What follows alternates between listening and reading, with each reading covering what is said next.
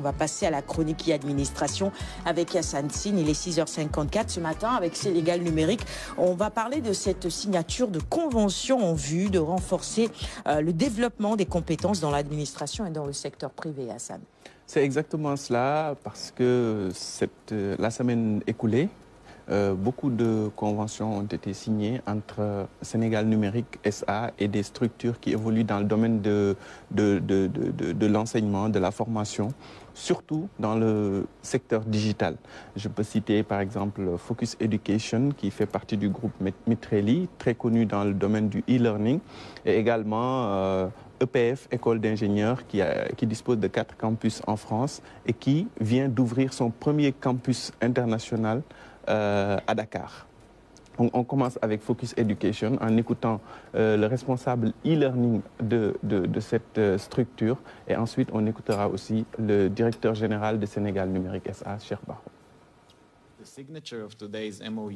Avec la signature de ce protocole d'accord, CNUM SA et Focus Education ont créé le cadre de développement d'un projet qui améliorera les compétences des jeunes, des femmes, des personnes, des populations vulnérables, des entrepreneurs, des petites et moyennes entreprises. À l'ère du digital, la maîtrise des outils numériques est une base fondamentale pour favoriser un accès équitable au développement socio-économique. Dans cette optique, nous avons été heureux de constater que le Sénégal a déjà pris une position de leader dans la sous-région en fournissant une forte connectivité à travers le pays. Le travail qui a déjà été accompli, notamment dans le cadre du projet Smart Education, du data center, mais aussi la construction des espaces Sénégal Service qui sont répartis dans les 45 départements du pays, ont posé des bases solides sur lesquelles s'appuyer. Avec notre expérience dans la conception et la mise en œuvre d'initiatives éducatives et de formation professionnelle, Focus Education, en collaboration avec Sénégal Numérique, a l'intention de soutenir les communautés locales à acquérir des connaissances et un savoir-faire qui leur permettra d'atteindre leur plein potentiel. Nous travaillons beaucoup sur ce volet-là, donc sur le volet éducation, et nous voulons, durant ces prochaines années, beaucoup développer l'accès à l'éducation à travers le numérique. Donc c'est pour cette raison que ce partenariat nous tient à cœur et nous souhaitons vraiment atteindre le maximum de Sénégalais à travers cette collaboration. Et aujourd'hui, comme vous le savez, nous sommes un acteur incontournable dans le domaine du numérique au niveau du Sénégal. Non seulement nous déployons la connectivité partout sur le territoire national, mais également nous hébergeons la plupart des données numériques du Sénégal. Allez, retour en plateau, 6h58. Le débat revient forcément et reviendra tout au long de cette émission puisqu'il s'agit d'un sujet qui nous intéresse. Je parlais de la Saint-Valentin, mais je referme cette parenthèse. On va revenir sur l'extrait qu'on a regardé tout à l'heure.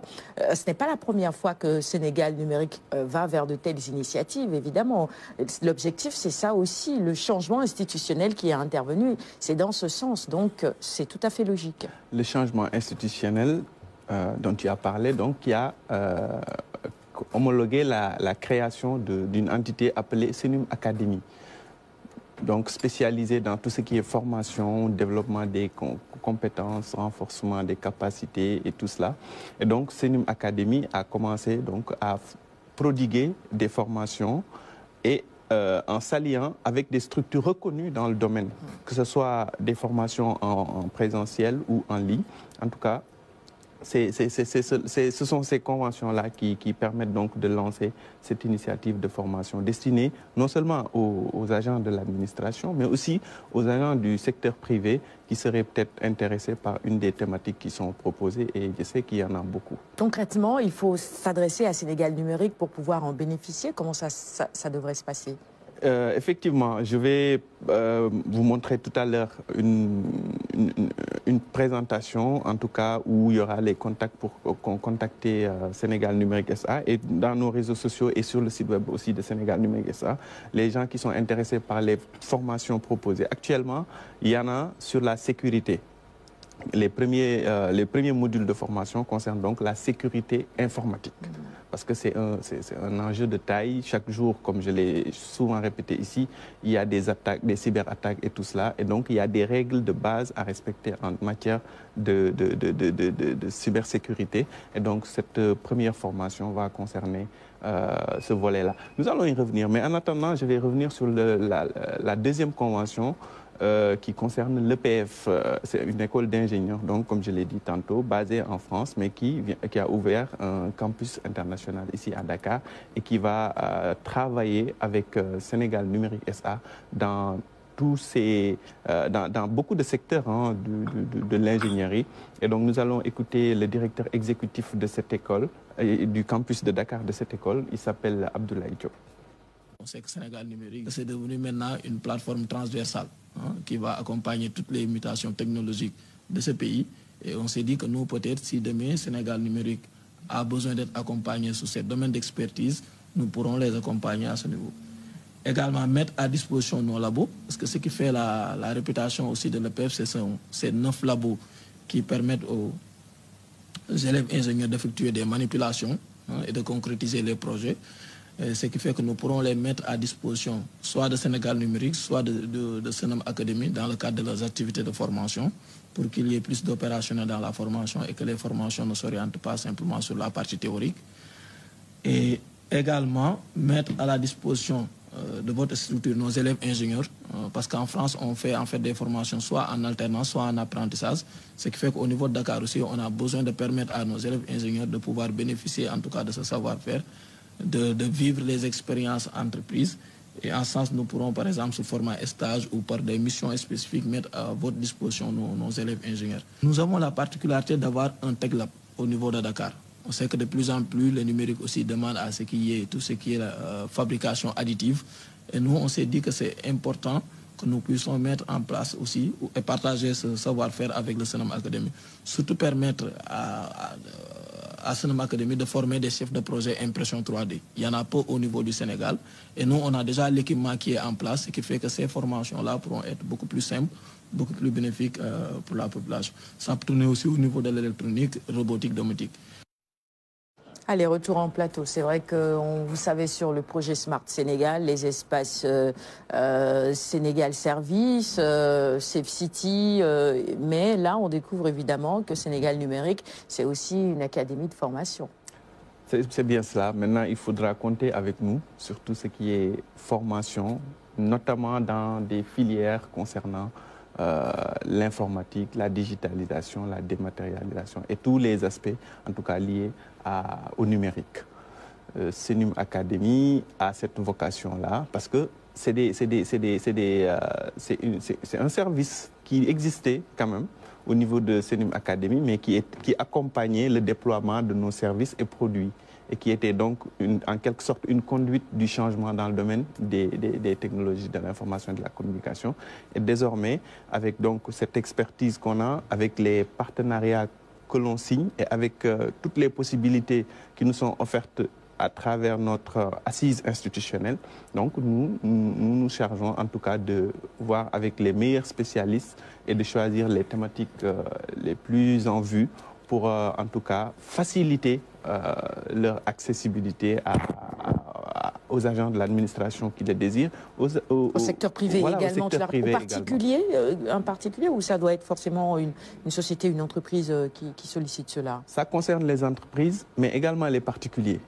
Il faut juste avoir le besoin. Et donc, si vous tombez sur un module que nous offrons et qui est ouvert comme je viens de le dire, aux entreprises et aux particuliers, donc vous pouvez vous connecter, vous pouvez vous inscrire à travers, en tout cas, les contacts qui vont s'afficher.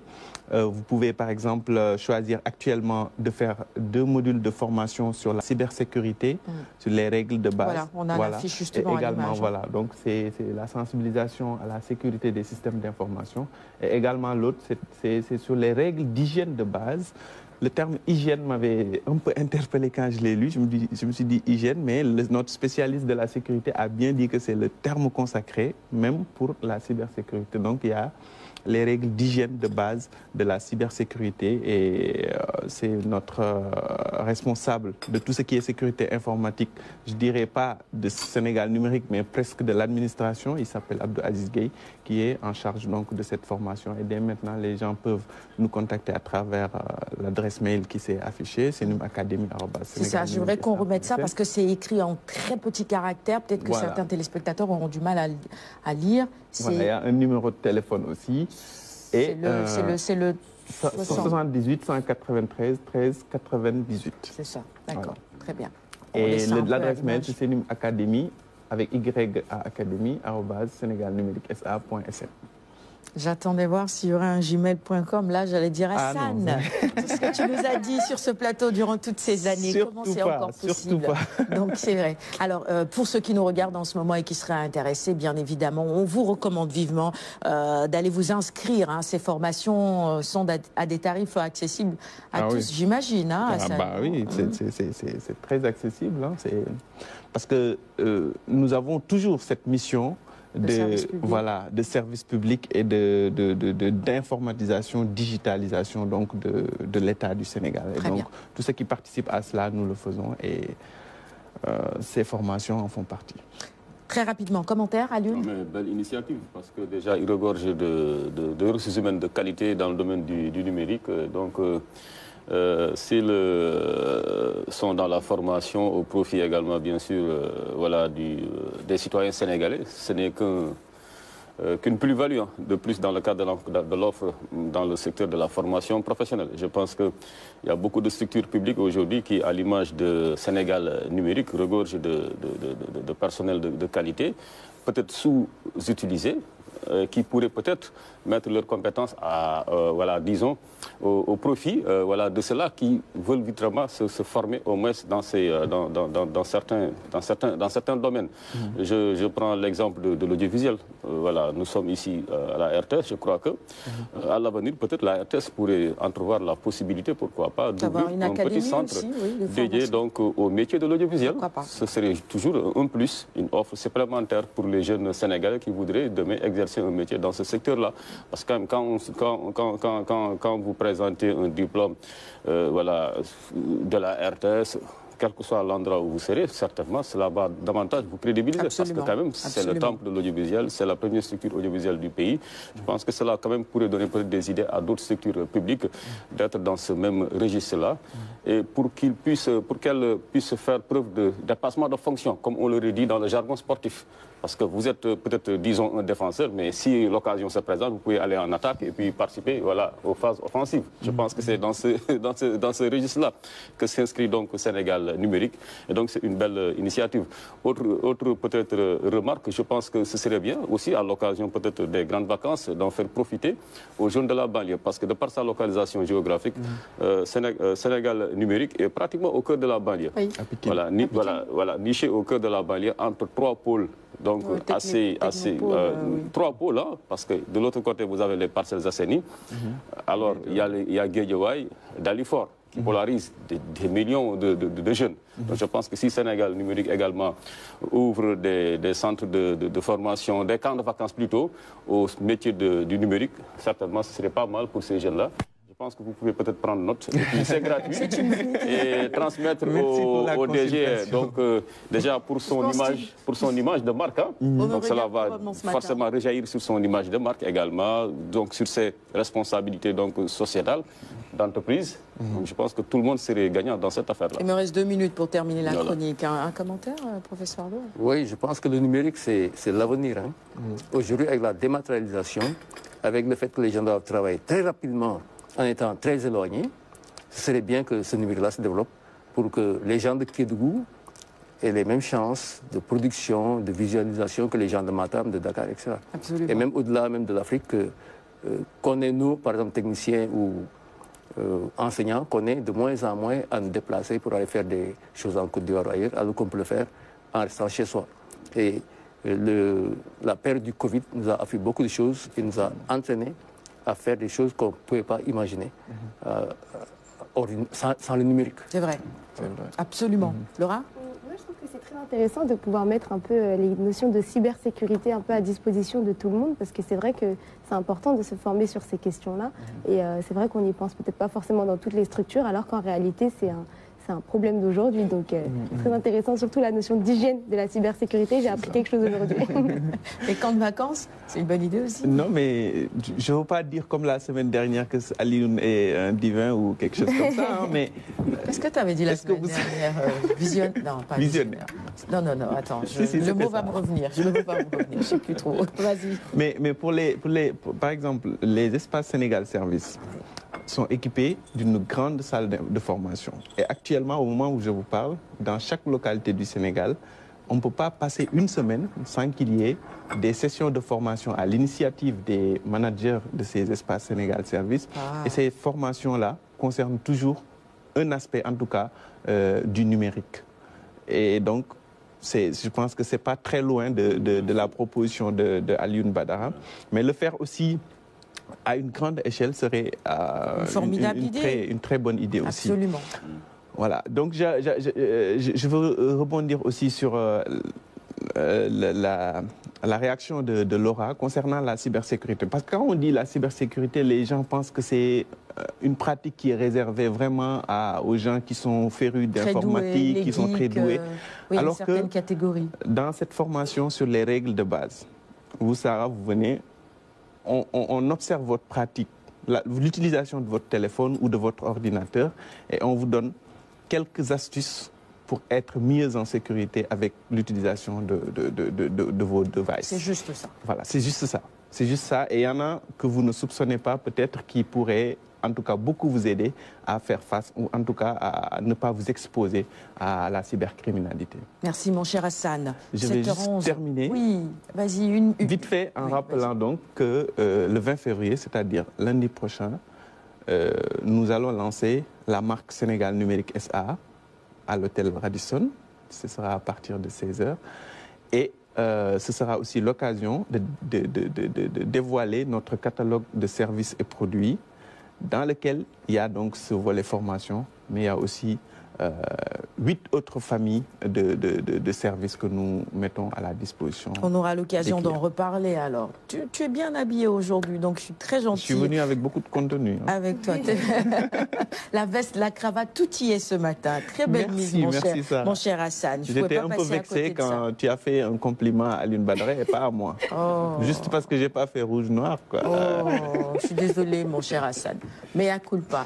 Tu es superbement bien habillé ce matin. Je me suis rattrapée, c'est bon maintenant? Oui, c'est bon. Ça efface tout? Ouais.